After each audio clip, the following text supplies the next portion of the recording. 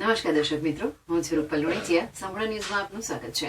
હાલમાં પહાડી અને મેદાની વિસ્તારમાં શિયાળાની અસર જોવા મળી રહી છે. પહાડી વિસ્તારોમાં તાજેતરમાં પડેલી બરફવર્ષાથી ઠંડીમાં વધારો જોવા મળી રહ્યો છે.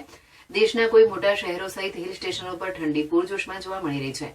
પહાડી વિસ્તારમાં પડેલી બરફવર્ષાને લઈને રાજસ્થાન અને ગુજરાતમાં પણ તેની અસર જોવા મળી રહી છે. યાત્રાધામ અંબાજી નજીક આવેલા રાજસ્થાનના પ્રસિદ્ધ હિલ સ્ટેશન માઉન્ટ આબુમાં થોડા દિવસથી તાપમાનમાં ખૂબ જ ઘટાડો જોવા મળી રહ્યો છે. તાપમાનમાં ઘટાડાથી માઉન્ટ આબુમાં ખુશનુમા મોસમથી સહેલાણીઓ ખૂબ જ આનંદ લઈ રહ્યા છે, તો સતત 2 દિવસથી પડતી તીવ્ર ઠંડીથી બચવા માટે લોકો ગરમ વસ્તુનો અને આગનો સહારો લઈ રહ્યા છે. તો માઉન્ટ આબુમાં -3 ડિગ્રી તાપમાન નોંધાયું હતું.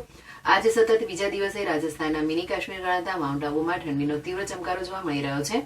મોટી સંખ્યામાં પર્યટકો ઠંડીનો નજારો માણવા આબુ પહોંચ્યા છે. હાલમાં માઉન્ટ આબુમાં ગાડીઓ પર બરફની ચાદર જામી હતી, તો 2 વ્હીલર 4 વ્હીલર ઉપર પણ બરફની ચાદર જામેલી જોવા મળી રહી છે.